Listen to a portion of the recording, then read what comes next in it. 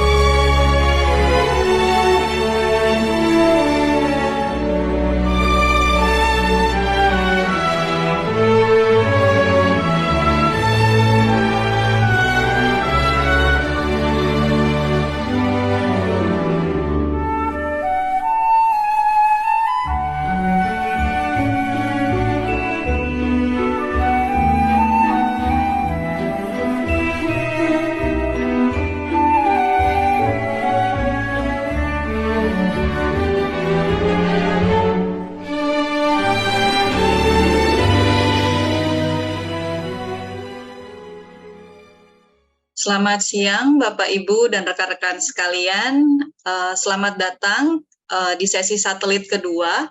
Kita akan melanjutkan kegiatan Pernas pada hari ini dengan sesi diskusi panel terkait dengan community based testing. Pada sesi diskusi panel ini nanti saya akan dibantu untuk dimoderatori oleh Bapak Syamsul Huda. Saya akan memberikan pengantar terlebih dahulu terkait dengan Bapak Dr. Andes Syamsul Huda Budi Mustafa. Beliau menempuh program doktoral manajemen kependidikan di Universitas Negeri Semarang. Beliau menempuh pendidikan program master ilmu kesehatan masyarakat di Universitas Erlangga. Kemudian dari tahun 2016 sampai sekarang merupakan dosen Fakultas Kesehatan Masyarakat di Universitas Diponegoro. Beliau juga aktif melakukan penelitian dalam bidang kesehatan dan aktif melakukan pengabdian masyarakat dalam bidang kesehatan masyarakat. Untuk waktu dan tempat, saya persilahkan Bapak Syamsul Huda. Ya, terima kasih Bu Made Dianegara. Mohon maaf, apakah suara saya cukup jelas untuk didengar? Terdengar jelas. Oke, terima kasih. Baik, Assalamualaikum warahmatullahi wabarakatuh. Salam sejahtera, salam kebajikan. Om Swastiastu, Namo Buddhaya. Salam sehat untuk kita semuanya dan salam Pancasila. Bapak Ibu sekalian, hadirin yang saya hormati, pada sesi satelit kedua ini siang, jadi mungkin kita agak terganggu dengan suasana siang. Namun kita bersama akan ikuti sesi tentang community based testing, akan kita ikuti presentasi secara berturut-turut, nantinya ada sedikit perubahan. Jadi nanti yang pertama Bapak Sudirman dari Chulalongkorn University Thailand, kemudian dari Bu Niluh Putu Aryastudi MPH dari Fakultas Kedokteran Udayana, diikuti dengan Saudara Rina Purwaningsih dari Kalandara, dan yang terakhir ada Bapak Beni Susilo Sialoho dari Gema Indonesia. Nah, saudara sekalian, kita punya waktu cukup panjang, jatahnya sih ya cukup panjang kan. Kalau rencananya 120 menit, jadi nanti kalau kita bisa ikuti acara ini dengan baik, maka kita akan bisa memanfaatkan waktu dengan baik juga.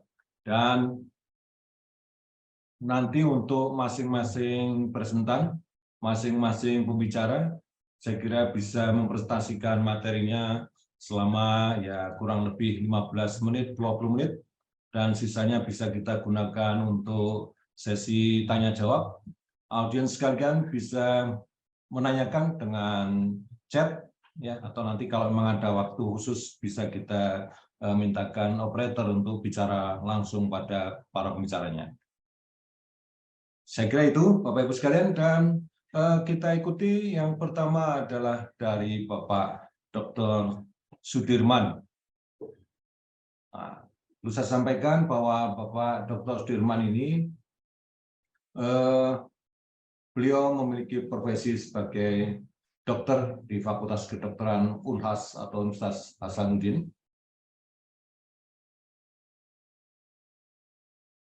Profesinya ya dari dosen, tidak hanya di ini, profesinya sampai sekarang itu beliau adalah dosen di Stikes Pandrita Husada Bulukumba, sekaligus juga menjadi konselor pada Dinas Kesehatan Sinjai dan pernah menjadi dokter umum di Puskesmas Samenre Sinjai juga. Ya. Pak Sudirman, apakah Anda sudah siap untuk presentasi, Pak Sudirman? Ya, siap, Pak. Oke. Waktu Anda seperti saya sampaikan tadi kisaran 15 menit, selebihnya nanti kita tanya-jawab. Ya, molor-molor dikit mendekati 20 menit. Baik, mohon Pak Sudirman izin, sudah bisa untuk sharing? Ya, izin share screen. Oke, siap. Saya persilakan pada Pak Sudirman untuk bisa memulai presentasinya. Baik, Assalamualaikum warahmatullahi wabarakatuh dan selamat siang. Salam sejahtera untuk kita semua. Puji syukur kita panjatkan kehadirat Tuhan Yang Maha Kuasa karena kita semua masih diberi kesehatan dan kesempatan untuk bisa bergabung dalam presentasi penelitian terkait dengan apakah screen saya sudah kelihatan, Pak? Sudah, Pak Dirman. Baik. Jadi topik saya terkait dengan penelitian implementasi pencegahan, tes, dan perawatan HIV melalui layanan HIV berbasis komunitas pada populasi LSL di Sulawesi Selatan.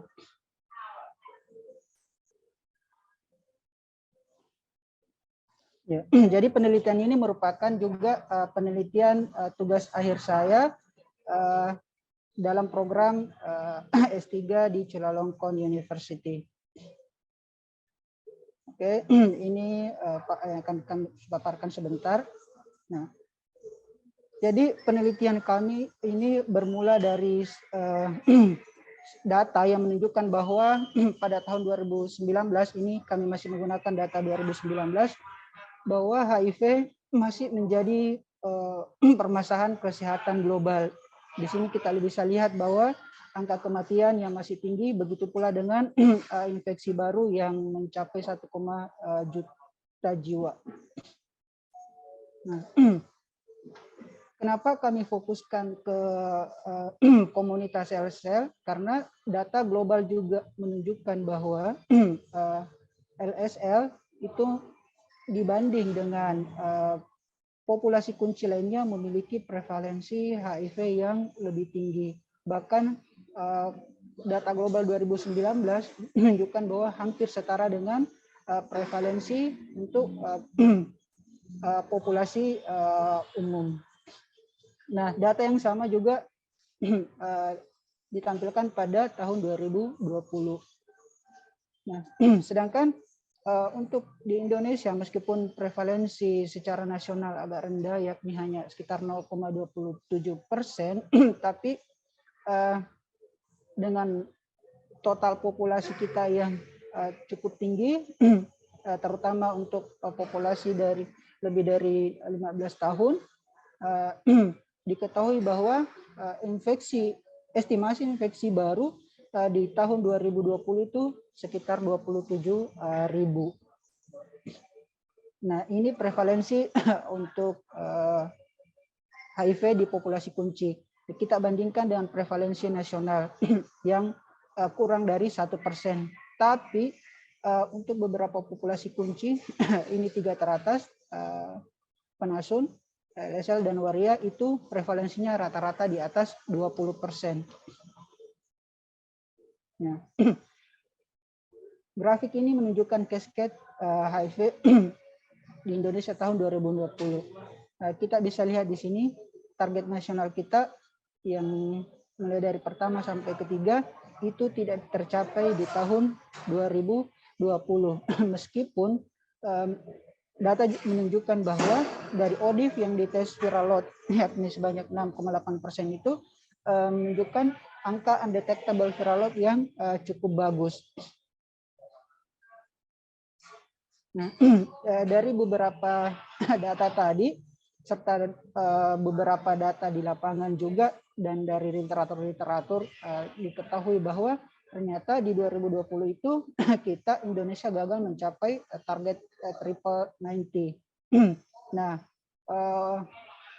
faktor lain juga menunjukkan bahwa model layanan HIV di Indonesia itu belum mengakomodasi model layanan HIV terbaru. Terus faktor lainnya adalah pelibatan komunitas yang masih rendah.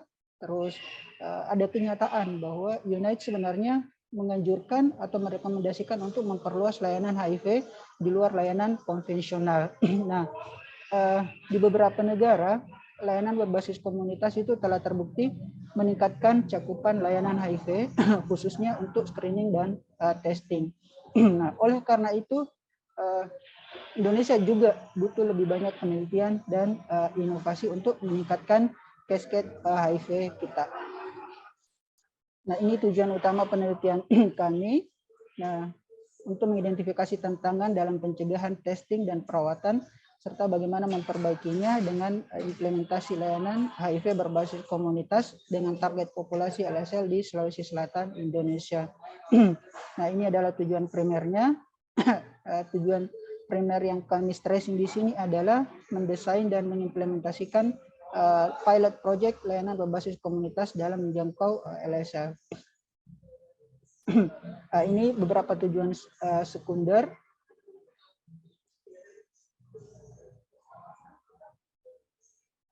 Oke, jadi studi kami ini merupakan studi implementasi dan puji syukur kami panjat menghadap Tuhan karena studi kami ini mendapatkan dukungan dana dari WHO melalui TDR grant. Nah, di studi fase pertama ini merupakan studi formatif yang bertujuan untuk menilai kelayakan, kesiapan, dan persyaratan utama baik di tingkat komunitas maupun kebijakan dalam menyiapkan percontohan layanan HIV berbasis komunitas. Metode yang pengumpulan data yang digunakan di sini ada dua, yakni in-depth interview dengan fokus group discussion dengan beberapa target untuk data collection-nya, dimulai dari stakeholder di Kementerian Kesehatan, populasi LSL, anggota komunitas, serta community leader dari CBO ataupun itu organisasi berbasis kemasyarakatan yang selama ini terlibat dalam program HIV di Indonesia. Nah, model yang kami coba terapkan adalah model adopsi dan adaptasi. Jadi kami akan mencoba mengadopsi suatu model layanan berbasis komunitas di Bangkok namanya KPLHS model. Jadi Key Population Led Health Services, di mana di sini kami contohkan adalah swing clinic yang ada di kota Bangkok. Jadi swing clinic ini adalah layanan HIV berbasis komunitas yang ada di kota Bangkok. Nah, ini dipimpin oleh seorang perempuan namanya Mrs. Surang dan hampir dari 80% operasional dari layanan itu dijalankan oleh komunitas yang terutama adalah dari komunitas LSL dan TG. Nah, di studi fase 2 ini merupakan studi implementasi dan pasca implementasi. Jadi hasil yang kami peroleh dari studi fase pertama itu yang akan kami implementasikan, dan di akhir dari implementasi itu akan kami lakukan evaluasi tentunya. Nah, ini merupakan studi mixed method dengan alat pengumpulan data untuk kualitatif tetap sama, kami gunakan indeks interview dan FGD, sedangkan untuk kuantitatifnya itu menggunakan kuesioner dan lembar observasi. Untuk analisis statistiknya, data kualitatif itu kami akan analisis dengan pendekatan tematik yang dikembangkan oleh Brown and Card. Jika bisa dilakukan secara manual, analisisnya mungkin akan kami lakukan secara manual, tapi jika itu tidak memungkinkan, kami akan lakukan dengan bantuan software QDA. Sedangkan untuk kuantitatifnya, kami akan analisis dengan pendekatan deskriptif saja, dengan menggunakan software SPSS 25.0. Oke. Hasil yang diharapkan, mengingat penelitian kami ini adalah ongoing penelitian, jadi mohon maaf belum ada hasil yang kami bisa paparkan atau tampilkan di sini. Saat ini kami baru tahap pengumpulan data untuk tahap pertama. Jadi kebetulan saat ini saya bersama tim sedang melakukan pengumpulan data di Jakarta, dan saat ini berada di Kementerian Kesehatan untuk ketemu dengan Pokja HIV yang ada di Kemenkes. Oke, tapi hasil yang diharapkan itu akan dibagi atas 3. Hasil terkait dengan implementasinya, yang kedua hasil dari layanan, dan ketiga hasil dari kliennya. Nah, untuk hasil dari implementasi ada 3 hasil atau outcome utama di sana. Yang pertama adalah akseptabilitas dan visibilitas dari ELBK ini atau CBS. Yang kedua, suatu kurikulum dan modul pelatihan. Dan ketiga adalah proyek percontohan dari community based services. Adapun hasil layanan dan hasil klien tertera seperti yang ada di layar. Oke, kesimpulan, ini merupakan kesimpulan sementara kami bahwa melalui implementasi layanan HIV berbasis komunitas, ini diharapkan dapat meningkatkan cakupan layanan HIV pada kelompok LSL dan memperbaiki kasket program HIV di Indonesia. Oke, terima kasih. Kembali ke moderator. Oke. Ya, terima kasih Pak Sudirman. Ya, jadi meskipun masih ongoing penelitian yang masih belum selesai, tapi sudah sedikit banyak bisa memberikan gambaran pada audiens, ya, bahwa banyak hal yang bisa kita lihat bahwa nantinya melalui implementasi pelayanan HIV yang berbasis komunitas ini, harapan kita bisa meningkat cakupan pelayanan HIV pada khususnya kelompok LSL ya. LSL ya. Ya. Ini kalau dilihat dari kolom chat belum ada tanggapan dari audiens. Barangkali ada yang ingin bertanya? Raise your hand, please. Saya mau tanya, Pak. Ini sudah muncul pertanyaan. Pak Sudirman bisa ikut membaca yang ada di kolom chat, gitu ya. Nah, itu di situ ada pertanyaan dari Mbak Ferry Kamil. Ya. Bisa dijelaskan gimana gambaran untuk model implementasi yang akan diterapkan? Atau kalau memang belum disusun, bagaimana hasil review GPS yang ada di Asia? Monggo, silakan Pak Dirman. Oke. Seperti kami tekankan tadi di awal bahwa kami menggunakan model adopsi dan adaptasi. Jadi di model KPLHS ini itu mereka sudah punya kurikulum. Jadi untuk yang disetting di Bangkok itu mereka sudah punya kurikulum, mereka sudah punya modul, mereka sudah punya sistem untuk sertifikasi. Itu yang akan coba kami adopsi dan adaptasi dengan tentunya program HIV, kebijakan-kebijakan dan peraturan-peraturan terkait dengan HIV tentunya yang ada di Indonesia, serta juga tidak terlepas pastinya dengan budaya dan kearifan lokal kita di Indonesia yang mungkin kita tahu bahwa itu akan sedikit berbeda dengan yang ada di Bangkok sana. Jadi tidak serta-merta apa yang ada di sana itu kita akan terapkan. Tentunya itu harus ada penyesuaian di dalamnya. Ya, jadi saya kira demikian terkait dengan model implementasinya, Pak. Oke. Maaf, Ini banyak juga yang berminat dengan gagasan-gagasan meskipun belum selesai penelitiannya. Ya. Ada yang raise hand, ada Pak Madison Purba dan Pak Aris Tristanto. Kami persilakan untuk Pak Madison Purba, bisa dinyalakan on mic gitu, Pak. Halo, Oke, silakan Pak Madison. Halo, selamat siang, Selamat Pak. siang. Ya, selamat Ya, siang. silakan. Begini, Pak, ini kan mengenai community dari sosial untuk teman-teman ODIF nih. Ya.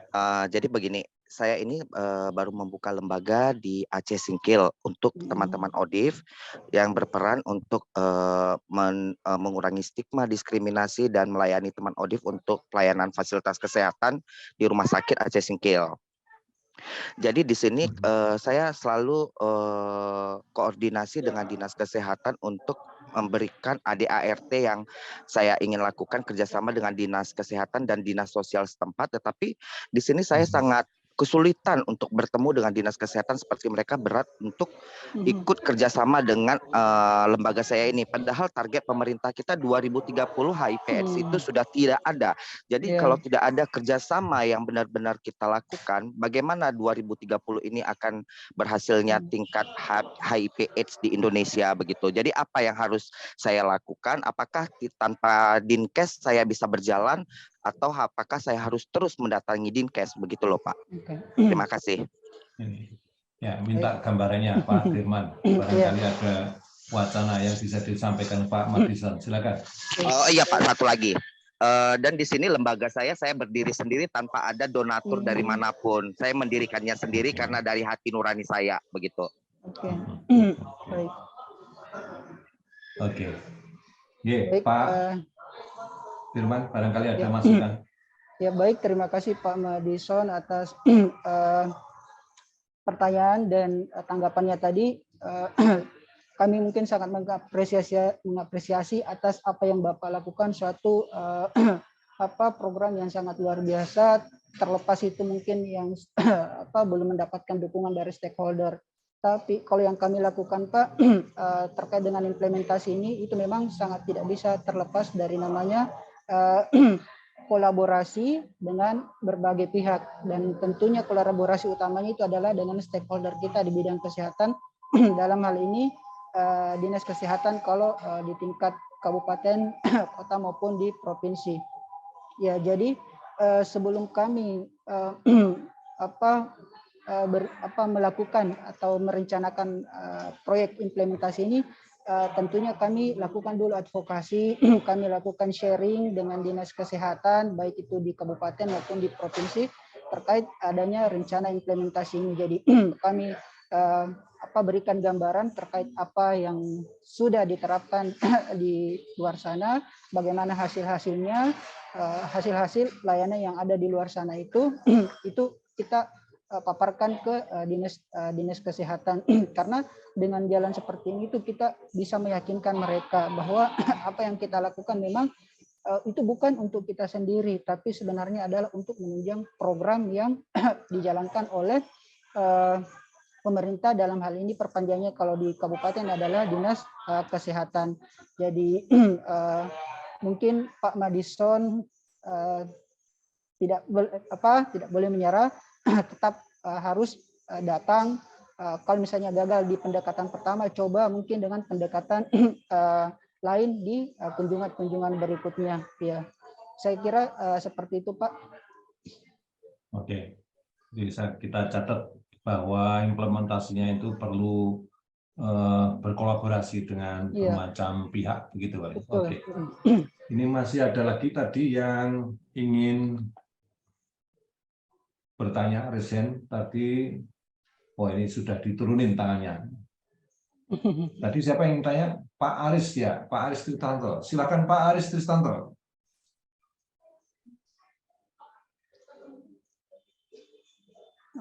Di unmute dulu Pak Aris.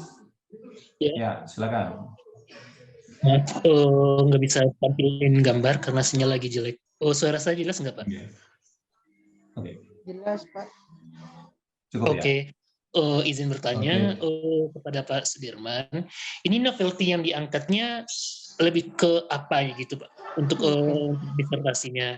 Terus yang kedua, ini model ini apakah cuma untuk LSL atau bisa diterapkan kepada yang lain untuk kedepannya, yaitu kepada PIP, perempuan positif, ataupun dengan kelompok-kelompok penasun. Mungkin itu aja jadi pertanyaan saya. Terima kasih. Selamat siang. Oke, simpel tapi penting. Silakan Pak Sudirman. Oke, baik. Terima kasih Pak Aris atas pertanyaannya. Jadi, novelty dari penelitian atau proyek implementasi kami adalah kita tahu bahwa sejauh ini di Indonesia komunitas ataupun itu masyarakat sipil itu belum diberi kewenangan untuk melakukan screening dan testing berbasis darah kapiler.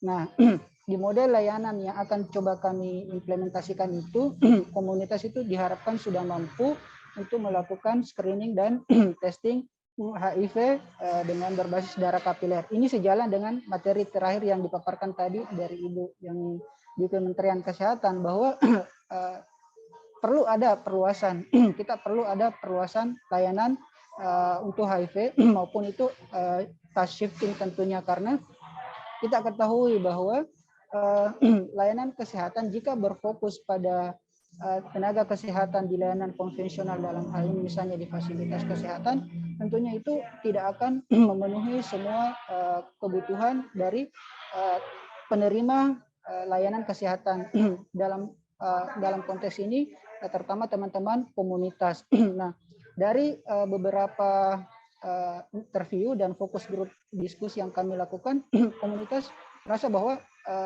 inovasi ini merupakan bukan lagi suatu kebutuhan, tapi ini sudah suatu keharusan. Kita di Indonesia itu juga harus berani mengambil langkah untuk memberikan ruang atau kesempatan kepada komunitas untuk bisa melakukan screening dan testing HIV untuk komunitasnya sendiri.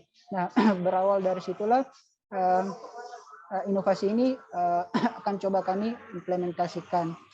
Nah, terus bagaimana dengan populasi kunci yang lain? Ya, kami awalnya memang mengambil populasi LSL dan TG saja. Kenapa?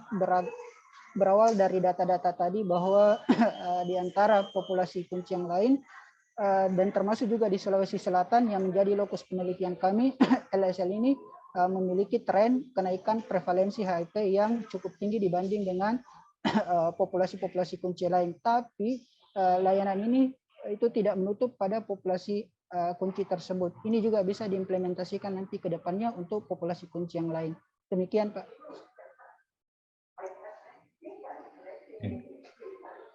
Ya, kadang saya juga ingin bertanya. Jadi kalau bentuk layanan yang berbasis komunitas yang realnya seperti apa, Dirman? Oke, ya, terima kasih Pak Sam. Ya, jadi layanan HIV berbasis komunitas yang selama ini berjalan di Indonesia itu kan dijalankan oleh teman-teman komunitas, tapi teman komunitas di sana itu hanya sebatas sebagai penjangkau dan pendamping ataupun itu dukungan sebaya. Nah, di sini mereka tidak lagi menjadi sekedar penjangkau dan dukungan sebaya, tapi mereka akan menjadi community health worker. Jadi istilahnya adalah CHW. Ya, kenapa?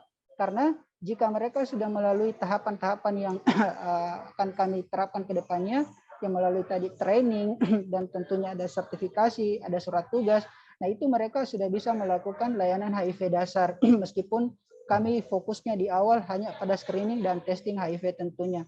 Dan untuk apa termasuk konseling dan pencegahan. Untuk layanan perawatan dan pengobatan itu tetap dilakukan oleh nakes. Ya.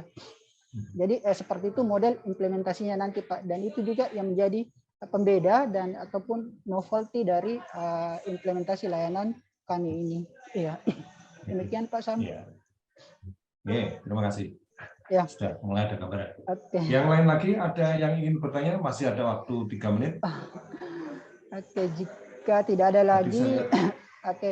Mohon izin Pak Sam dan panitia mungkin saya live lebih awal karena saya ada interview dengan Bu Nadia di Kementerian Kesehatan. Ini Masih ada satu orang Oh. yang ingin bertanya, Pak Sudirman. Oke, boleh. Dari Linggogenin Jakob. Pak Jakob, silakan. 3 menit, nggak apa-apa. Oke, silakan. Pak Linggogenin Jakob, silakan. Halo. Iya, halo. Suaranya kecil sekali, Pak Jakob. Ini Pak sudah chatting sebetulnya dari opsi. Halo. Oh, halo.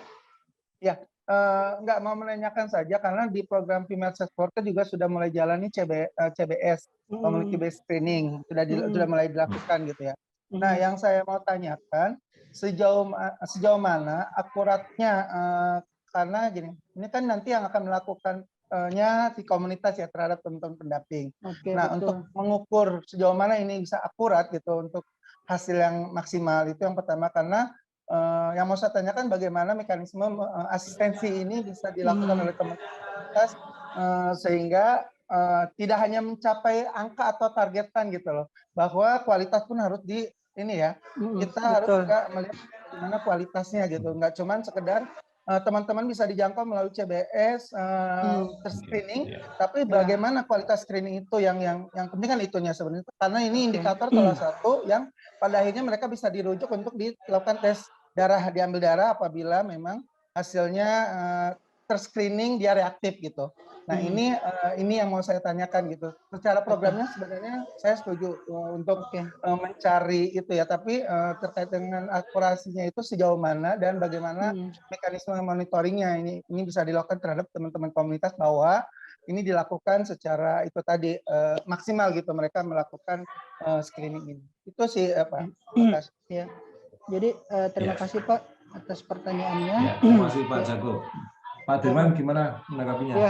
Ya, jadi benar sekali bahwa yang akan melakukan ini kan itu komunitas. Jadi kualitas itu sangat penting.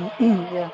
Jadi bagaimana kami menjaga ataupun meyakinkan komunitas itu sendiri terkait dengan kualitas adalah akan ada supervisi dan monitoring evaluasi. Jadi supervisinya itu nanti pada saat implementasi ini berjalan, ketika komunitas turun melakukan layanan, itu akan dilakukan supervisi langsung oleh tenaga kesehatan tersertifikasi dalam pelayanan HIV. Dan itu supervisinya tidak artinya tidak diinformasikan sebelumnya. Jadi kayak blinded supervision. Jadi supervisor tiba-tiba datang itu untuk melakukan supervisi. Nah, apa yang supervisor lakukan itu kami sudah siapkan form observation sheet.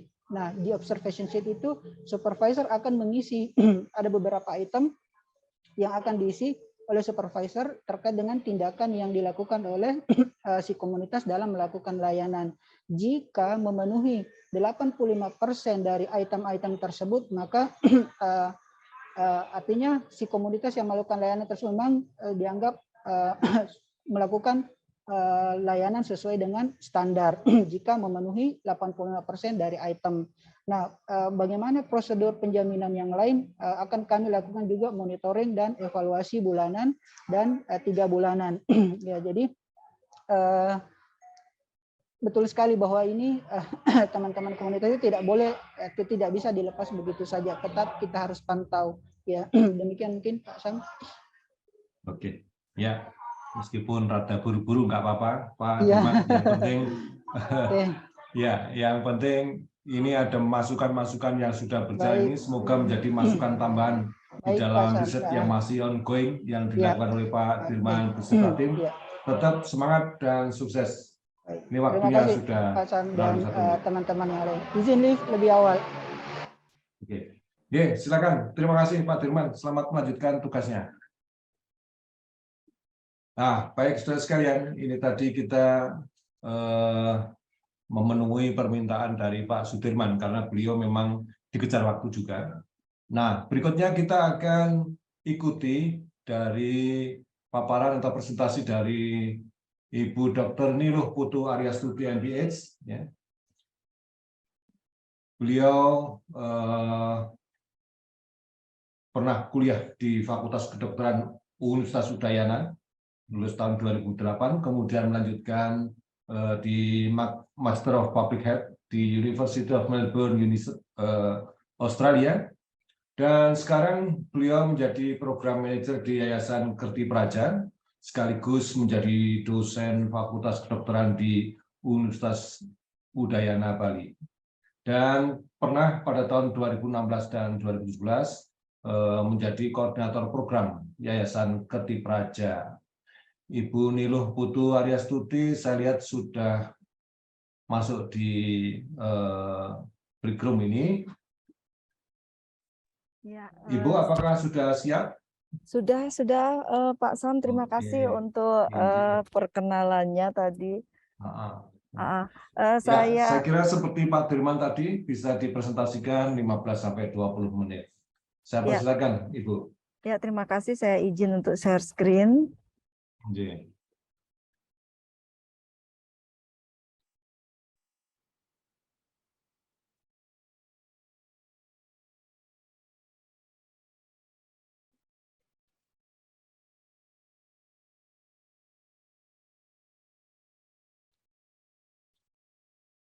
Ya, terima kasih untuk kesempatannya untuk saya berbagi pengalaman terkait dengan pelaksanaan community based screening pada program pencegahan HIV pada kelompok populasi pekerja seks perempuan, khususnya di wilayah Indonesia Timur.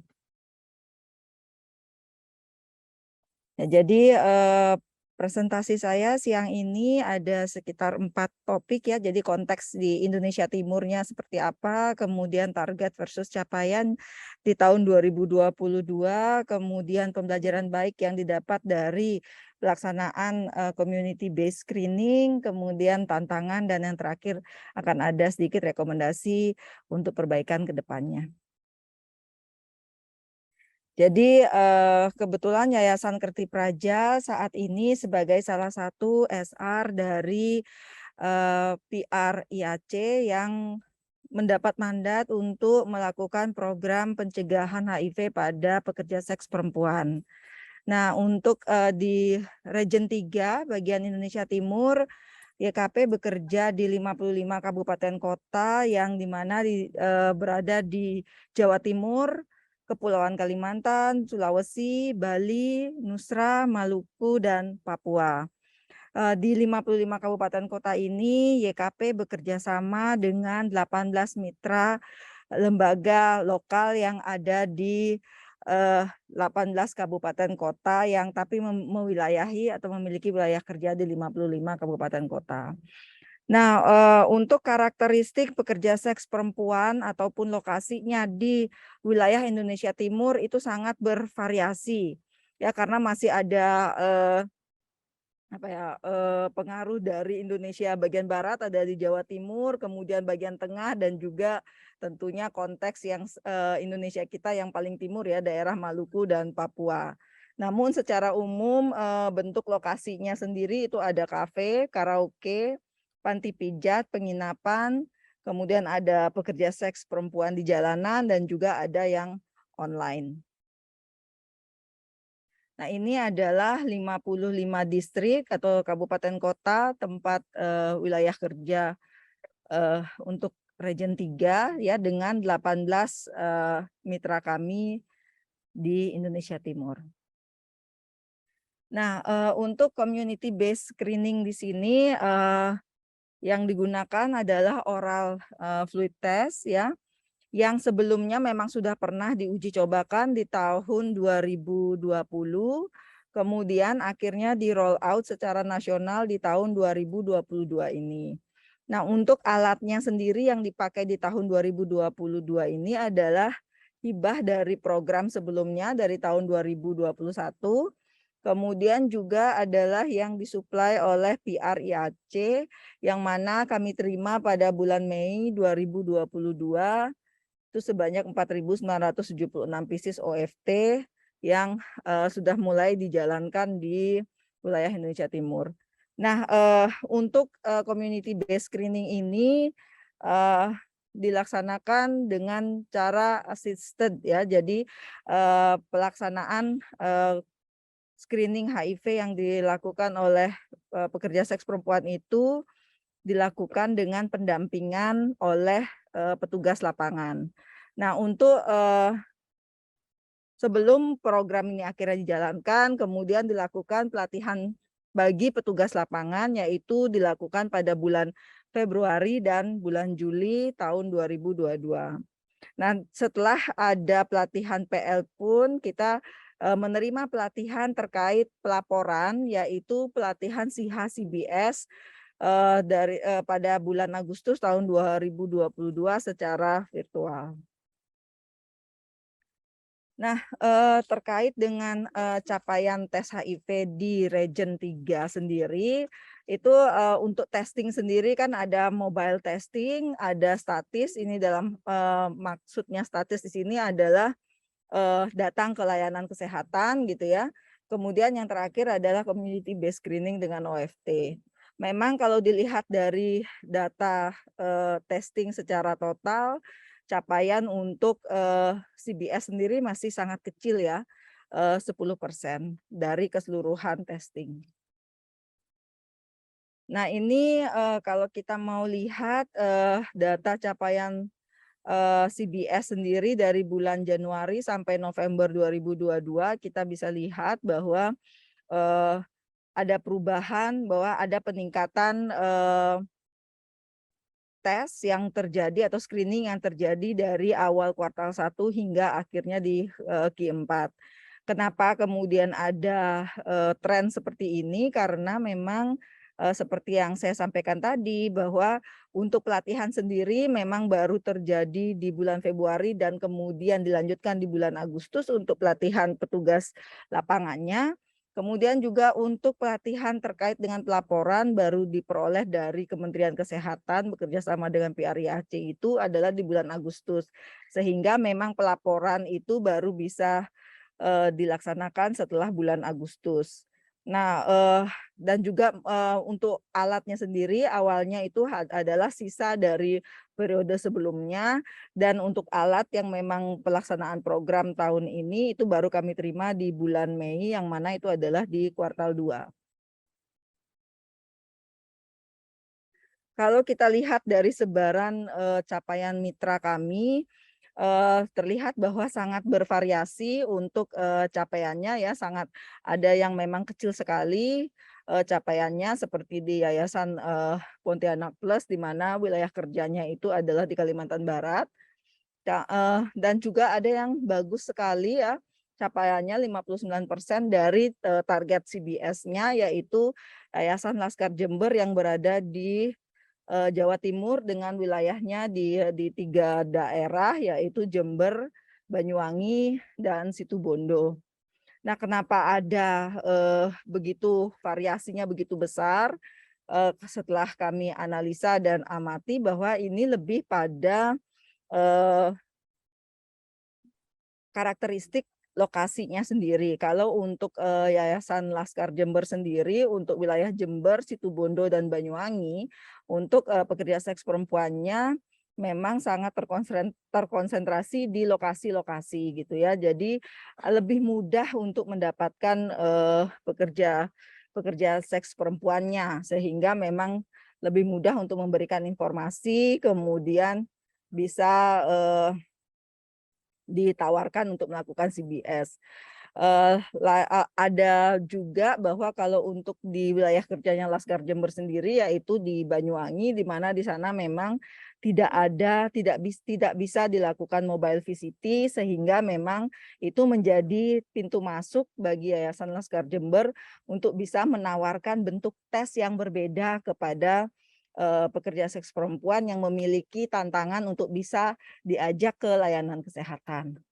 Nah, untuk yang capaian yang bagus kedua, yaitu di PKBI Sulawesi Utara, ini yang bagus terjadi capaiannya itu ada di wilayah kerjanya yang di Tomohon. Nah, ini untuk yang di wilayah Tomohon sendiri karakteristiknya justru terbalik dengan yang di Laskar Jember.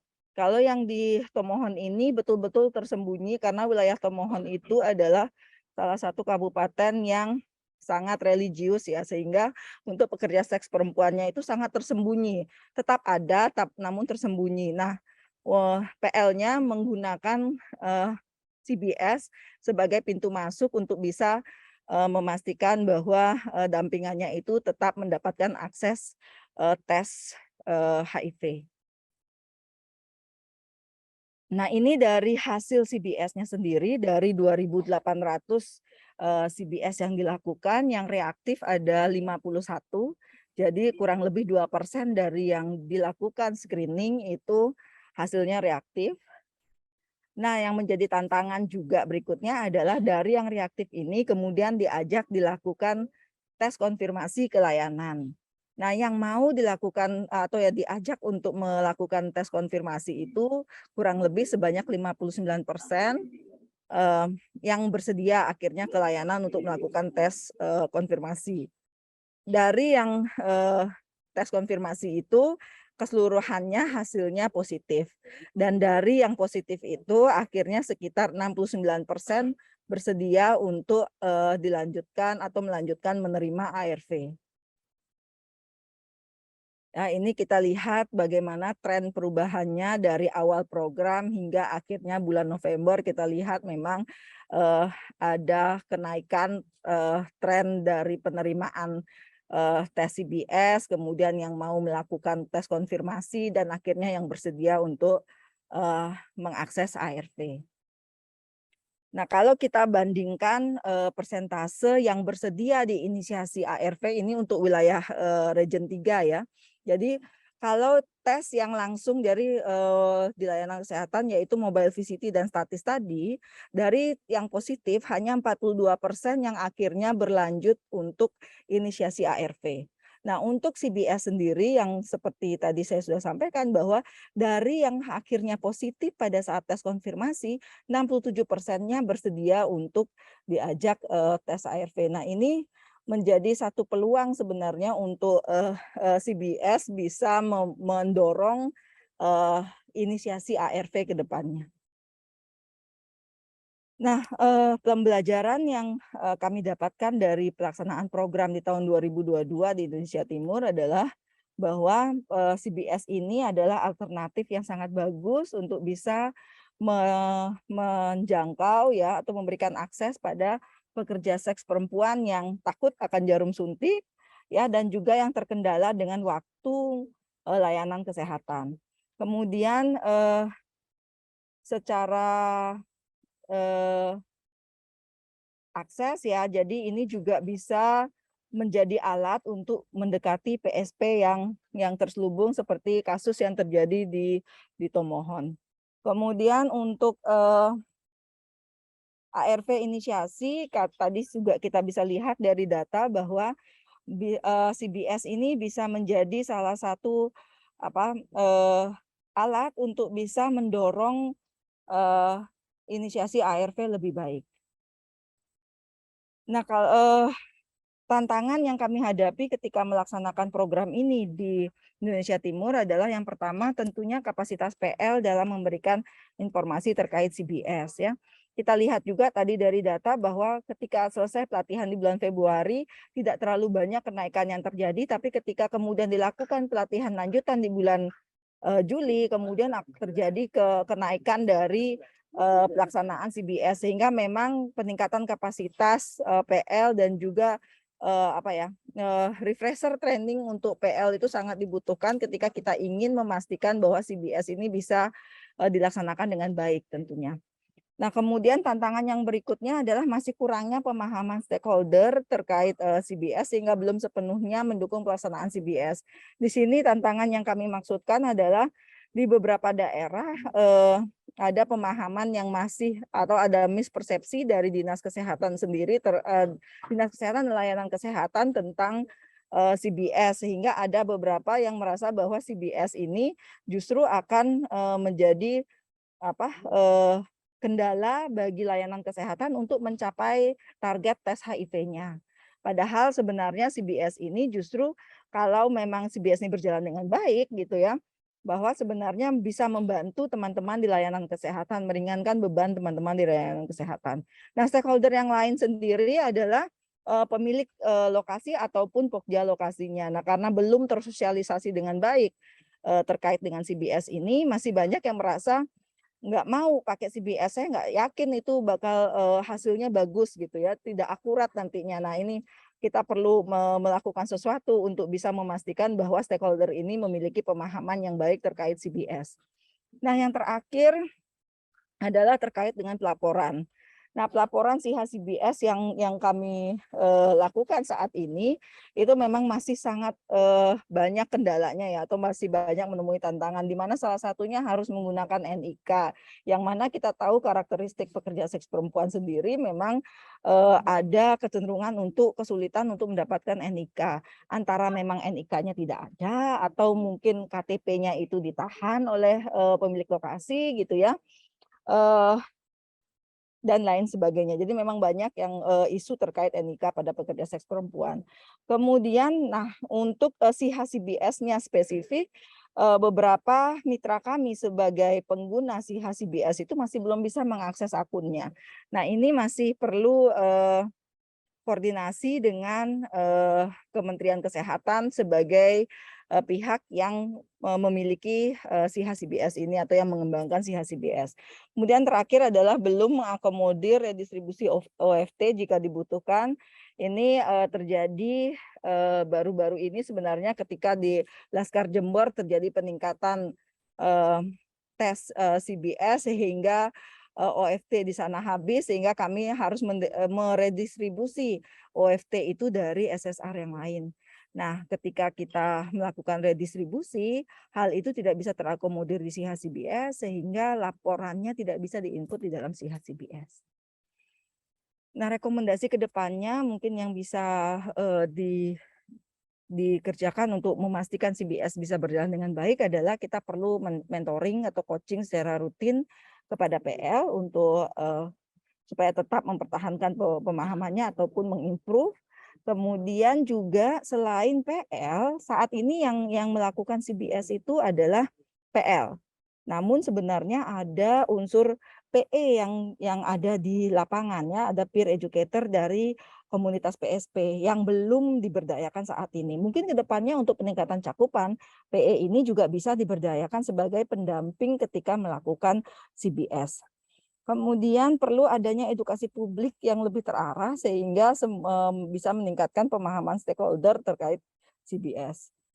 Nah, yang terakhir tentunya ini rekomendasi untuk Kementerian Kesehatan untuk bisa melakukan perbaikan dan optimalisasi pelaporan CBS sehingga kerja-kerja baik di lapangan itu semuanya bisa terdokumentasi dengan baik dan bisa menjadi dasar untuk perbaikan ke depannya dari program. Ya, mungkin itu saja dari saya, Pak Syam, untuk pengalaman yang kami lakukan di Indonesia Timur terkait dengan community based screening menggunakan oral fluid test pada pekerja seks perempuan. Terima kasih Pak Syam, saya kembalikan kepada Pak Syam. Terima kasih Dr. Putu. Ini nanti kami mohon ikut membaca yang ada di kolom chat. Ya, ada masukan dan pertanyaan, nanti sambil disiapkan jawabannya. Kita akan lanjutkan dengan pembicara yang berikutnya. Jadi karena tadi Pak Sudirman itu dikejar waktu, jadi dia minta didahulukan. Ya. Berikutnya kita akan ikuti presentasi selanjutnya dari Ibu Rina Purwaningsih, beliau dari Yayasan Kalandara. Pernah mengikuti pendidikan S1-nya di program pendidikan luar biasa. Kemudian pengalaman kerjanya, Bu Rina Purwaningsih ini menjadi koordinator dari tahun 2005 sampai 2009 menjadi koordinator lapangan pada program pencegahan HIV/AIDS pada WPS Kota Semarang. Kemudian 13 sampai 15 koordinator SSRNU Global Funds ya R9, dan terakhir sampai sekarang menjadi koordinator program SR Kalandara. Bu Rina Purwaningsih sudah siap? Oh, dari tadi saya sudah Pak Sam, selamat siang. Ya. Cukup waktu saya kira 4 jam maksimum 20 untuk mempresentasikan presentasinya. Monggo silakan. Ya, mau izin share screen ya Pak Sam. Iya.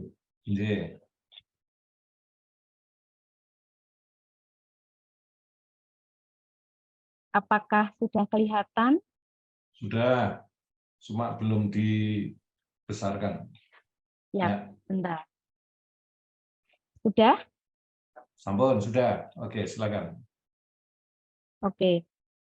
Seperti dengan Mbak Ari, kalau Mbak Ari itu bekerja di program untuk Indonesia Timur, kebetulan kalau kami ini juga bekerjanya di Jawa, khususnya Jawa Tengah, Jawa Barat, dan daerah istimewa Yogyakarta.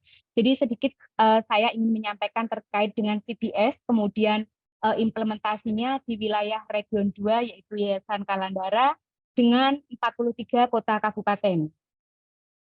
Nah, terkait dengan screening HIV itu sendiri, screening atau penapisan HIV yang dilakukan oleh komunitas dalam konteks kali ini adalah untuk kerja seks perempuan yang ada di 43 kota kabupaten tersebut.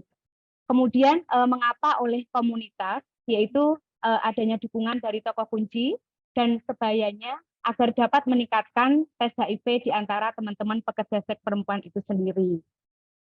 Nah, kalau melihat atau merujuk dari screening HIV oleh komunitas dari WHO, bahwa screening ini menjadi pelengkap tes HIV yang dilakukan oleh layanan kesehatan.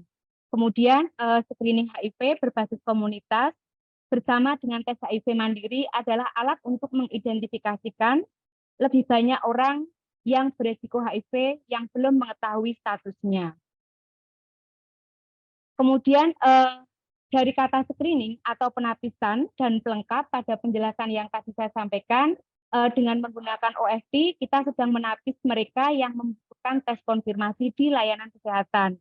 Nah, sehingga di layanan kesehatan tidak banyak berbondong-bondong teman-teman pekerja seks perempuan, tetapi memang benar-benar orang yang sudah dilakukan screening tadi.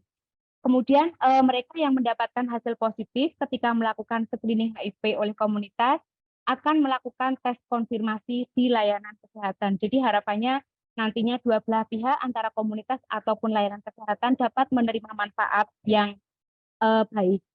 Kemudian terkait dengan status HIV ditentukan dengan tes konfirmasi di layanan kesehatan. Jadi tetap bahwa teman-teman komunitas ketika melakukan CPS, teman-teman tidak bisa untuk memberikan hasilnya bahwa yang bersangkutan positif HIV atau tidak, tetapi harus melalui tes konfirmasi di layanan kesehatan.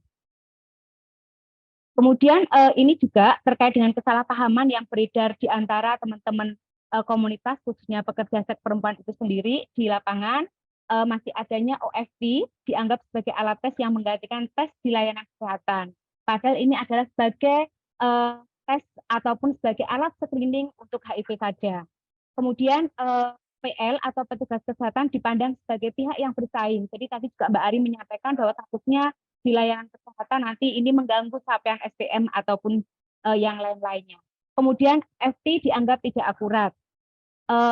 FT tidak diakui oleh layanan kesehatan karena memang beberapa di lapangan ditemui bahwa layanan kesehatan ada beberapa yang belum tahu terkait dengan adanya OST atau CPS ini.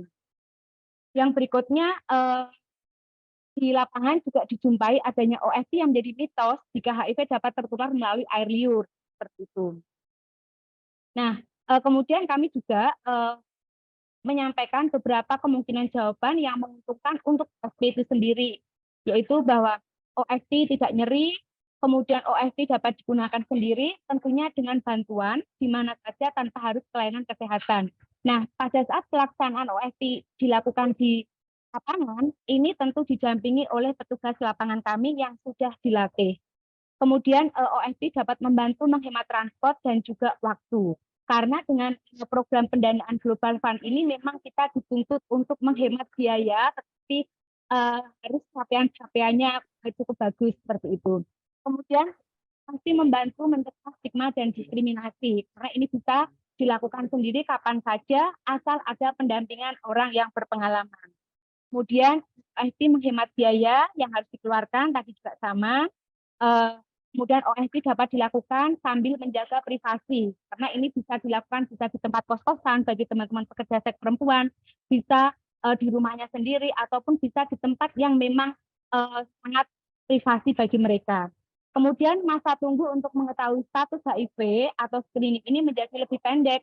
Jadi dengan waktu mungkin 40 menit itu kita sudah bisa mengetahui bahwa PSP itu reaktif dari hasil screening HIV atau tidak. Nah, keuntungan untuk PL apa terkait dengan OFT ini membantu mengurangi beban PL untuk mendampingi semua pekerja seks perempuan pelayanan kesehatan. Karena belajar dari pengalaman-pengalaman yang sudah bahwa ketika kita tidak melakukan upaya pendampingan pada saat melakukan tes HIV secara statis, itu ada beberapa yang mungkin pergi ataupun yang lainnya, sehingga ini mengurangi beban PL. Apalagi sekarang dengan kami bekerja dengan Global Fund, bahwa satu PL itu bisa bekerja di satu kota kabupaten yang mungkin cukup luas secara geografis.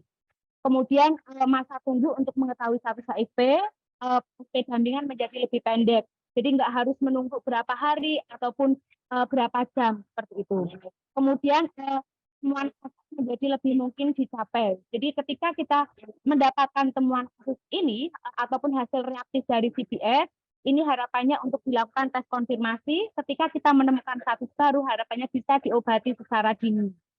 Kemudian PL mampu bekerja cerdas dan menggunakan lebih banyak waktu dan energi untuk pekerja seks perempuan itu sendiri dengan situasi yang lebih kompleks.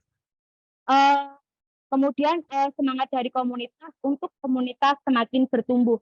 Karena sebagian besar dari petugas lapangan kami itu berasal dari kelompok populasi kunci itu sendiri.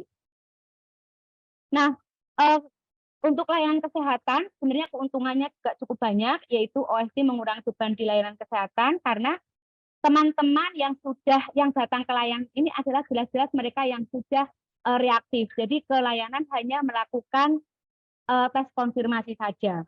Kemudian terkait dengan waktu, tenaga, dan uang bisa diefektifkan untuk prioritas-prioritas kasus-kasus yang membutuhkan perhatian lebih. Kemudian tes HIV menjadi semakin biasa atau semakin normal. Nah, kalau tadi Mbak Ari sudah menjelaskan terkait dengan wilayah kerja, kemudian kami juga punya wilayah kerja di 43 kota kabupaten, kita bekerja dengan 12 SSR, di Jawa Barat kita ada Yayasan Grafik Bekasi, kemudian ada Yayasan Lekas Bogor, kemudian ada PKBI Kota Bandung, ada PKBI Cirebon, kemudian ada Yayasan Resik Subang, kemudian ada Yayasan Kaki Depok. Kemudian di Jawa Tengah kita bekerja dengan 5 SSR, yaitu Yayasan Sokoguru Semarang, kemudian Yayasan Mitra Alam Surakarta, Yayasan TK Tegal, Yayasan LPP SLH Purwokerto, Yayasan SKPD Batang, dan di Yogyakarta kita bekerja dengan SSR Yayasan Vesta Yogyakarta. Nah, saya juga ingin menyampaikan terkait dengan target ataupun capaian CBS di Region 2. Kita punya target per tahun itu 13.762 PSP yang harus dilakukan CBS. Kemudian untuk capaian sampai dengan bulan November ini kita mencapai di 3.511 PSP. Sedangkan positif screeningnya itu kita mencapai di 46 PSP. Dan untuk tes konfirmasi ataupun tes reaktif pada saat CBS ada 29 PSP. Dan 19 PSP positif itu melakukan inisiasi ARV. Pada saat yang 10 ini belum melakukan inisiasi ARV karena merasa bahwa dirinya masih sehat, kemudian masih merasa baik-baik saja, sehingga dia belum untuk melakukan inisiasi ARV tersebut. Malah ada beberapa yang lost kontak. Ini yang sangat disayangkan terhadap teman-teman PSP yang melakukan demikian. Nah, sasaran CBS di wilayah Region 2 pun itu sangat bermacam-macam karena mungkin yang Mbak Ari sampaikan adanya dapat alat hibah, kami pun juga dapat alat hibah itu di bulan Maret 2022 itu di 4 SSR kami, yaitu di FKPB Batang, LPP SLH, Yayasan Resik Subang, dan PKBI Kota Cirebon. Kemudian di 8 SSR yang lainnya kita mendapatkan alat tersebut di bulan Mei tahun 2022. Ini ada Yayasan Vesta, Lekas, Grafik, Kaki, PKBI Kota Bandung, Tekad, Sokoguru, dan Mitra Alam.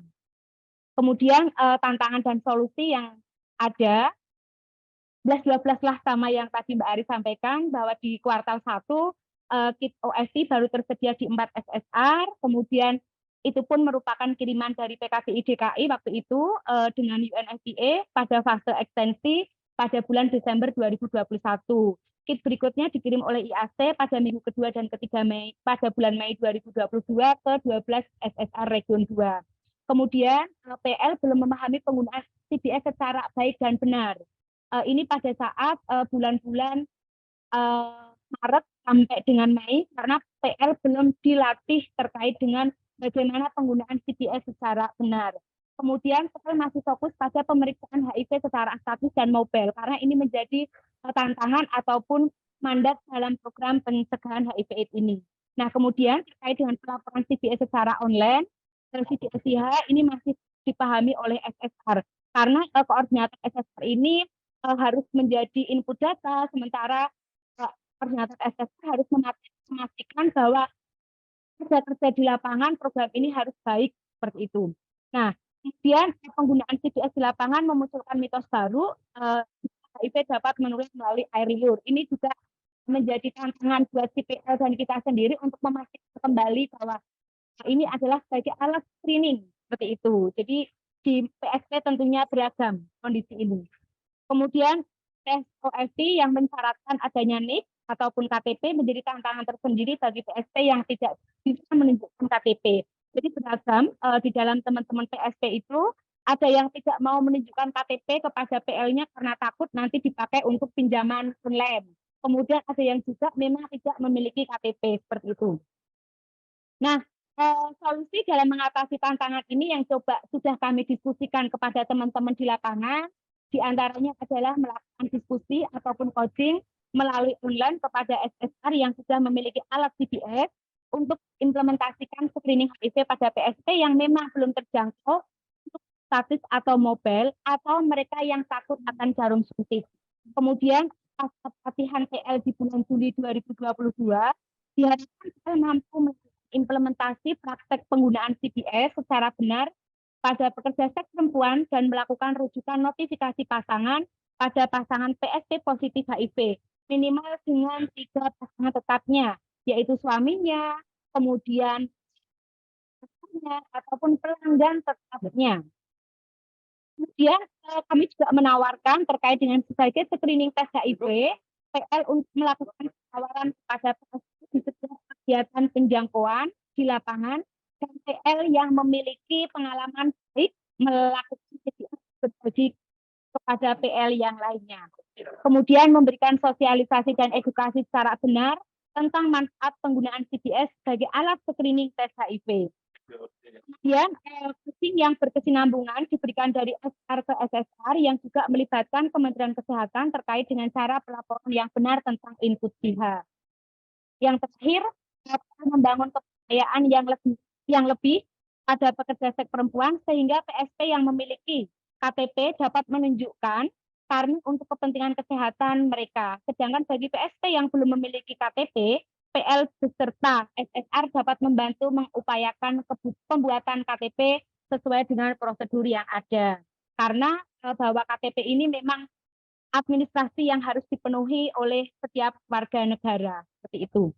Nah, yang terakhir terkait pembelajaran baik dari Region 2, ini PL dengan pemahaman yang baik terkait CPS mampu meningkatkan capaian screening HIV melalui CPS di wilayah kota kabupaten tersebut.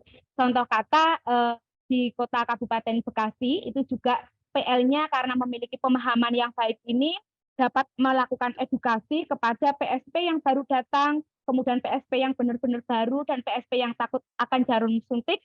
Ini akan menjadi pintu masuknya pada saat mereka melakukan penjangkauan. Dan sampai dengan sekarang pun di wilayah region bahwa logistik terkait dengan CPS itu yang paling diminati adalah di kota kabupaten tersebut. Kemudian layanan kesehatan atau puskesmas yang sudah tersosialisasi CPS mendukung kerja-kerja PL di lapangan supaya upaya screening HIV ini, karena puskesmas merasa diuntungkan atau merasa senang bahwa yang datang itu bukan lagi orang yang jejer-jejer yang harus dites, tapi memang orang-orang yang hanya membutuhkan tes konfirmasi saja. Mungkin itu yang bisa saya sampaikan. Selebihnya saya kembalikan ke Matur suwun, terima kasih, selamat siang Bapak, monggo. Iya, terima kasih Bu Rina Purwaningsih, Anda meskipun agak cepet gitu Bu. Ya, enggak apa-apa, kita masih cukup banyak waktu. Berikutnya kita akan ikuti presentasi dari Pak Beni Susilo Sihalolo dari Gema Indonesia. Tadi kita dengarkan dari Indonesia Timur tentang community based testing, kemudian Bu Rina itu di kayaknya tengah, ya, Pak Beni Susilo. Kami mohon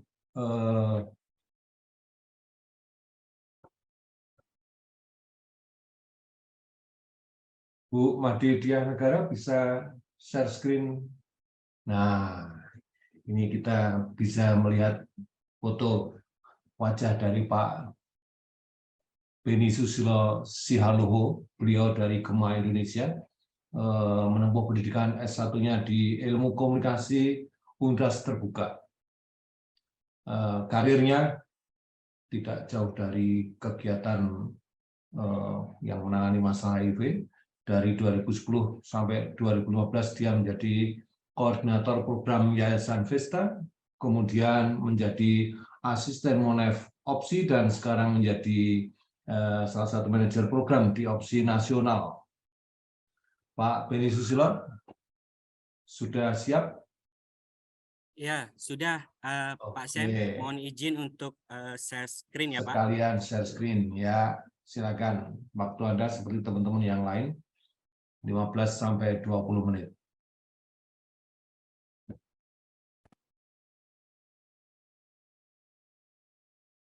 Oke, sudah kelihatan? Sudah kelihatan, ya.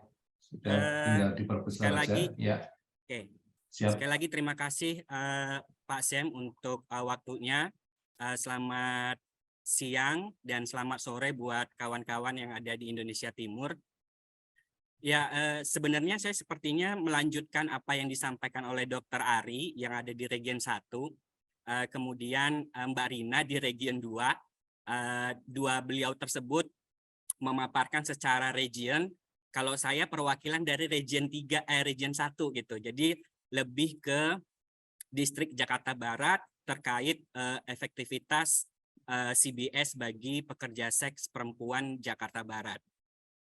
Nah, terkait latar belakangnya adalah memang di program Global Fund sekarang kami memiliki target CBS itu 1.242, di mana untuk CBS ini kita di sampai bulan September itu ada 1.940, artinya tidak semua yang kami jangkau itu mau melakukan tes secara statis maupun mobile. Nah, terkait dengan kriteria PSP yang akan mendapatkan layanan CBS, khusus yang ada di Gema Indonesia, itu adalah wajib PSP aktif, gitu, atau yang masih bekerja sebagai pekerja seks. Kemudian yang kedua adalah PSP tersebut memiliki hambatan datang pelayanan. Yang ketiga, PSP tersebut tidak bisa mengikuti mobile VCT dengan berbagai banyak alasan, entah itu di stop oleh manajemen tempat dia bekerja atau memang berpindah-pindah, karena memang salah satu karakteristik PSP ada mobilisasinya cukup tinggi. Kemudian juga ketika memang PSP ini tidak memiliki identitas, khususnya adalah teman-teman PSP yang bekerja di jalanan. Nah, capaian CBS kami di Gema, betul yang dibilang oleh Dr. Ari di awal bahwa CBS atau OFT ini baru sampai ke kami itu di akhir bulan Mei, tetapi untuk pendistribusian ke teman-teman PSP itu baru bisa dilakukan di bulan Juni sampai November. Nah, capaian kami di Yayasan Gema itu Juni sampai November itu sudah PSP sudah melakukan 502 orang yang sudah mendapatkan layanan PSP. Nah, dari 502 ini temuan OFT reaktifnya atau garis 2-nya itu ada 16. Yang dari 16 ini 8-nya kelayanan untuk melakukan konfirmasi. Dari 8 yang tes konfirmasi, 6-nya dinyatakan reaktif, positif HIV, sedangkan yang 2 adalah non-reaktif. Nah, dari 6 hasil konfirmasi reaktif ini, langsung inisiasi pada saat itu juga, artinya pengobatan ARV dilakukan. Nah, pembelajaran baik yang kami dapat itu ada 3 poin, bahwa 954 PSP yang tidak mau tes dengan berbagai macam alasan yang sudah disampaikan oleh Mbak Rina dan Dr. Ari, itu 504 atau 53%-nya itu mendapatkan layanan CBS dari Gemas sendiri. Kemudian hal yang menarik adalah dari 16 PSP yang hasil CBS-nya reaktif, 1 diantaranya adalah PSP yang low flu di tahun 2018. Artinya CBS ini juga efektif untuk penemuan penelusur untuk teman-teman yang sudah mengetahui HIV tetapi tertutup dengan statusnya dan belum minum obat. Yang ketiga, ternyata CBS ini pengalaman kami itu sangat efektif secara waktu dan tempat. Artinya CBS ini bisa dilakukan di mana aja. Mau malam hari, tergantung teman-teman PSP. Artinya CBS ini adalah terfokus pada klien. Gitu. Jadi kebutuhan dari PSP tersebut.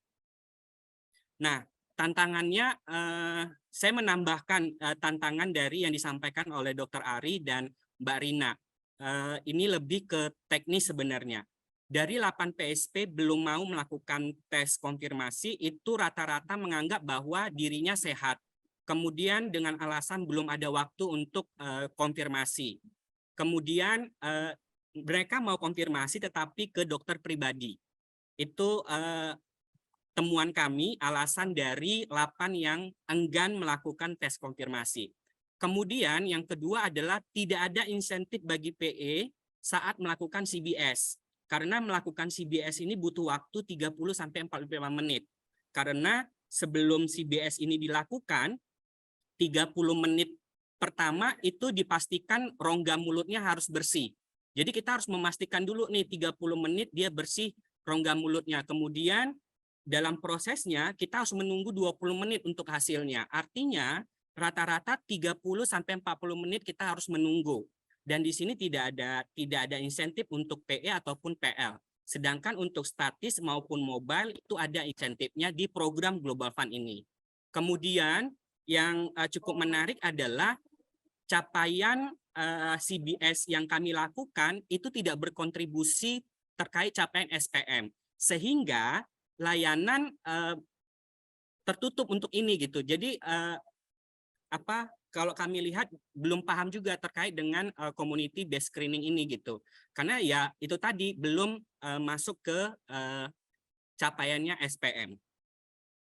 Nah, rekomendasi yang saya lakukan atau berangkat dari hasil aktivitas kami adalah terkait dengan 8 yang enggan melakukan tes konfirmasi, sebaiknya ada layanan jemput bola, artinya mobile klinik yang khusus untuk konfirmasi gitu, sehingga tidak terjadi delay ataupun LOFU. Bisa jadi dari 8 ini adalah sudah ada reknasnya di layanan yang tadi kami temukan di 1 dari 16 tadi. Kemudian diadakannya insentif bagi PE untuk melakukan CBS ini. Yang ketiga, harus terintegrasi antara CBS SIHA dengan SIHA di layanan. Ini cukup penting karena ketika ini terintegrasi maka bisa mendukung cakupan atau capaian dari SPM tersebut. Nah, kami menyimpulkan bahwa dari temuan-temuan tadi bahwa ada 8 yang konfirmasi, kemudian ada yang LOFU yang kami temukan, dan ternyata juga langsung melakukan pengobatan, artinya CBS ini berkontribusi untuk pencapaian fast track-nya kita, baik itu yang fast track pertama ataupun yang kedua. Begitu Pak Sem, untuk paparan saya kembalikan ke Pak Sem. Oke. Terima kasih Pak Beni atas presentasinya, dan terima kasih saya ucapkan kepada ketiga presentan tadi dari Bu Dr. Putu, Bu Niluh Putu Aristuti, kemudian Bu Rina Purwaningsih dan Pak Beni Susilo Siharloho. Ini ketiganya bicara tentang lesson learned, pembelajaran yang bisa kita dapat dari lapangan. Ini kalau kita lihat di layar chat, ya, akan kita temui, akan kita jumpai bahwa ternyata banyak hal yang menarik yang bisa kita diskusikan bersama. Dari chat, oh ini kita sudah dapat peringatan. Pak, kita punya diskusi waktu, kira-kira masih ada waktu 20 menit. Ya, nggak apa-apa, masih bisa kita ikuti. Tadi sudah ada masukan dan pertanyaan untuk Bu Niluh Putu Aristuti, tetapi alhamdulillah sudah dijawab di kolom chat. Namun barangkali saya minta kepada Bu Dr. Putu, apakah ada penjelasan lain lagi yang bisa di-share, karena bahasa tulisan itu kadang membacanya titik komanya keliru, ya. Ya, kami persilakan Bu Putu untuk bisa menjelaskan lebih lanjut lagi. Biasanya kalau dengan mendengarkan, melihat wajah Anda dengan penuh ekspresif itu lebih mudah untuk dipahami. Silakan Bu Putu. Iya, terima kasih Pak Syam. Jadi untuk pertanyaan Ibu Meli ya, tadi saya sudah coba jawab di chat. Memang harus berhati-hati ketika melakukan menarik kesimpulan bahwa satu tes itu lebih baik dari tes yang lain gitu ya.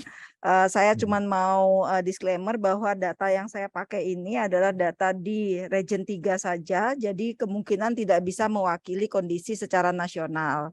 Nah, untuk perhitungannya sendiri, memang untuk inisiasi ARV yang dites layanan kesehatan itu memang kami gunakan hasil yang positif pada saat dites di layanan kesehatan, yaitu yang mobile VCT dan statis, itu yang akhirnya bersedia inisiasi ARV dibagi dengan jumlah keseluruhan yang positif di tes layanan kesehatan. Begitu juga untuk yang di CBS, kami gunakan data PSP yang positif dari hasil tes konfirmasi setelah dilakukan tes CBS, dibagi dengan keseluruhan yang hasil tes konfirmasinya positif gitu. Jadi ya memang betul, terima kasih untuk masukannya bahwa ini memang mungkin hanya bisa berlaku di Region 3. Itu mungkin Ibu Meli. Kemudian untuk pertanyaan dari Mbak Nawang tadi yang mungkin mungkin slide saya yang kurang jelas ya. Jadi mungkin bukan 51% yang reaktif dari CBS, tetapi hanya 2% dari yang dilakukan CBS itu hasilnya reaktif, jumlahnya 51. Nah, dari yang 51 itu 59%-nya yang akhirnya mau melakukan atau mau diajak untuk tes konfirmasi gitu ya. Nah, mungkin yang concern kami sebenarnya lebih pada sisa 40% dari yang tidak mau diajak tes konfirmasi itu gitu, karena kemungkinan besar itu hasilnya juga akan positif pada saat tes konfirmasi, dan itu kita masih perlu usaha ekstra untuk bisa mengajak 40% itu untuk tes konfirmasi dan akhirnya bisa mendorong untuk ARV. Demikian. Oke. Ya, semoga Mbak Nelly yang meskipun tadi sifatnya memberikan masukan dan Mbak Nawang yang bertanya tadi menjadi lebih jelas lagi dengan penjelasan dari Bu Niluh Putu Aristuti. Ini di hadapan kita ada yang sudah raise hand. Yang pertama dari Ibu Ferry Kamil dan kedua dari Dian Salamina atau Nurani. Kami persilakan Bu Ferry Kamil. Oh, ya. Pak Ferry Kamil. Mohon maaf, Pak. Tadi nggak kelihatan layarnya. Oke, silakan Pak Ferry. Terima kasih Pak Samsul Huda, dan terima kasih buat teman-teman yang mempresentasikan, Mas Beni, Bu Rina, dan Mbak Niluh. Saya Pak punya 2 pertanyaan. Yang pertama tentang hasil. Tadi saya lihat hasil dari yang untuk OFT itu yang 1,3% kalau tidak salah yang dilaporkan oleh Mbak Rina gitu ya. Dan yang satu lagi Mas Beni positivity rate-nya dari hasil yang positif dari yang dirujuk atau yang melakukan OFT itu 3,1%. Saya lupa tadi Mbak Niluh berapa persen itu untuk region yang di timur gitu ya.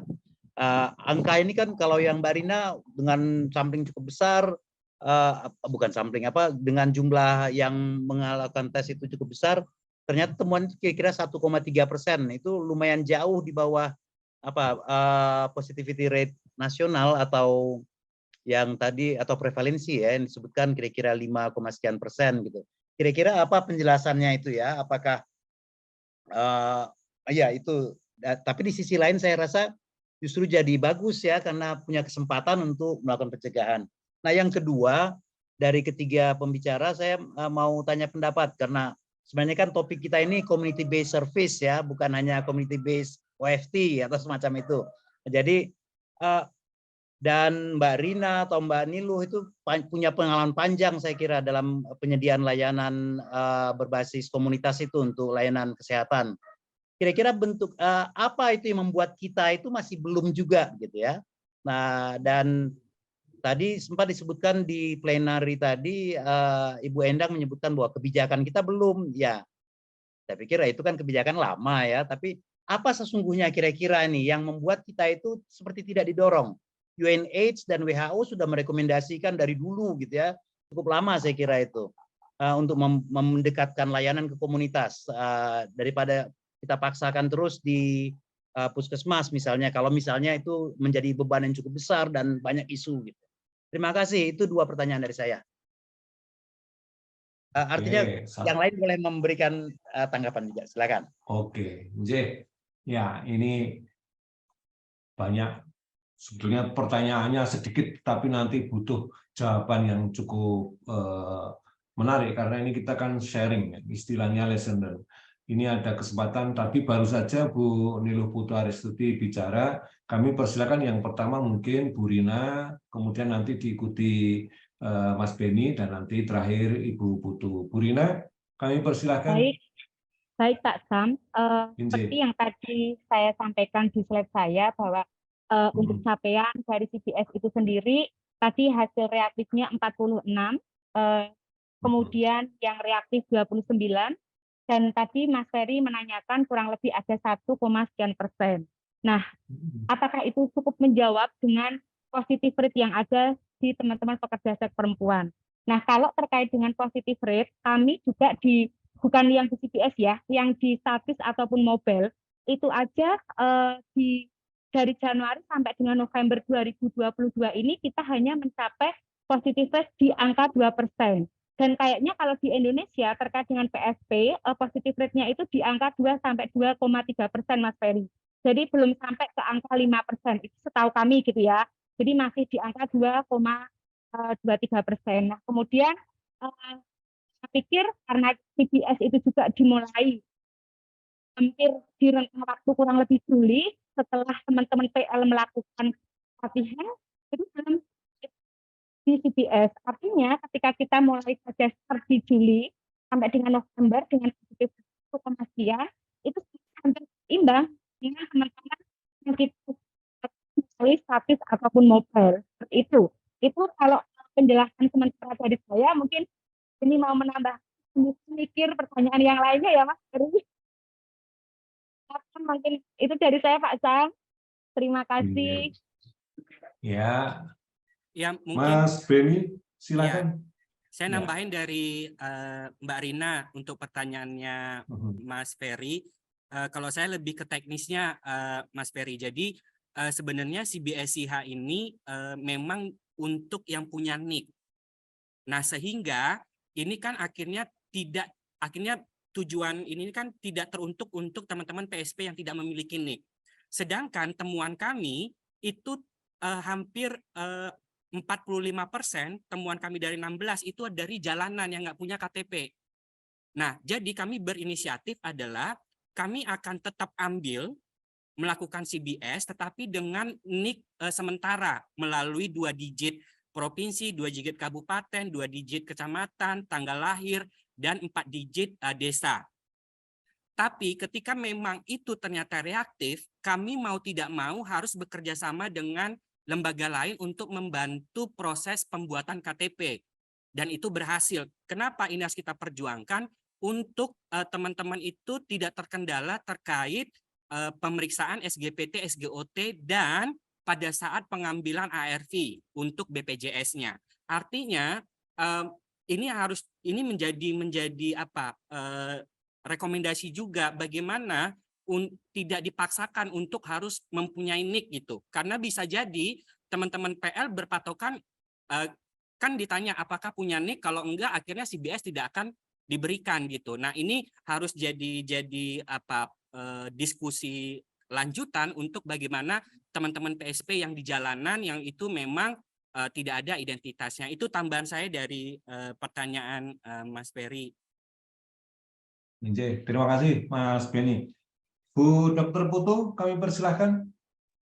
Iya, Pak Sam, saya rasa pertanyaan Pak Ferry sudah banyak dijawab oleh Mbak Rina dan Mas Beni ya. Jadi memang kalau terkait dengan temuan kasus gitu ya, memang kurang lebih sama. Jadi kalau untuk di Region 3 sendiri, kami memang di angka 2,3-2,4% untuk tes yang di layanan kesehatan, Pak Ferry. Jadi untuk yang CBS sendiri memang tadi 2% ya yang reaktif dari yang keseluruhan tes CBS itu. Jadi memang seharusnya kalau memang ini bisa didorong itu akan sangat baik sebenarnya sebagai alternatif gitu ya untuk mencari yang terselubung. Cuman ya memang balik lagi seperti yang sudah disampaikan oleh teman-teman tadi, memang sangat menantang untuk bisa mendorong CBS ini. Saya mungkin sekalian juga menjawab ada yang di chat itu tadi, apakah sudah terintegrasi dengan Puskesmas? Jawabannya belum, karena itu masih menjadi tantangan kami di lapangan, karena memang akhirnya ada beberapa layanan kesehatan yang merasa bahwa ini adalah saingan mereka untuk memenuhi target SPM yang sebenarnya justru ini untuk membantu gitu ya. Jadi mungkin perlu penyamaan persepsi juga di layanan kesehatan. Jadi antar PR juga perlu berdiskusi gitu ya, sehingga sampai di ujung tombak di daerah itu juga informasinya sama, sehingga teman-teman yang bekerja di lapangan juga bisa mendapatkan dukungan gitu, sehingga tujuan kita bersama bisa tercapai untuk fast track 1, 2, bahkan mungkin nanti 3 gitu. Oke, terima kasih Bu Putu. Ini artinya kita saling melengkapi pembelajarannya. Ini masih ada yang raise hand, beliau dari Bu Dian. Saya persilakan Bu Dian, monggo di unmute dulu. Baik, terima kasih. Assalamualaikum, salam sejahtera buat semua. Kebetulan juga saya berteman baik sama Mas Beni, sering bantu kegiatan CBS mereka karena saya punya klinik yang berbasis IHA juga di Jakarta Barat. Nah, yang menjadi kekhawatiran saya sedikit adalah ketika OFT itu kan kebanyakan dibawa pulang nih Bapak Ibu gitu ya sekalian gitu. Nah, ketika dia positif itu mungkin ada beberapa case yang dia nggak akan konfirmasi apalagi lapor gitu. Nah, jadi bagaimana cara memperkecil resiko itu gitu loh, apalagi ketika dia tahu bahwa dia adalah positif dan mohon maaf nyun sewu banyak dari sisi psikologi yang mereka sepertinya ingin balas dendam gitu. Jadi mungkin dia akan menularkan secara sengaja kepada orang lain gitu ketika dia tahu OFT-nya tidak didampingin dan tidak di follow up secara langsung gitu. Itu sih salah satu kekhawatiran saya tentang OFT hanya itu. Karena dari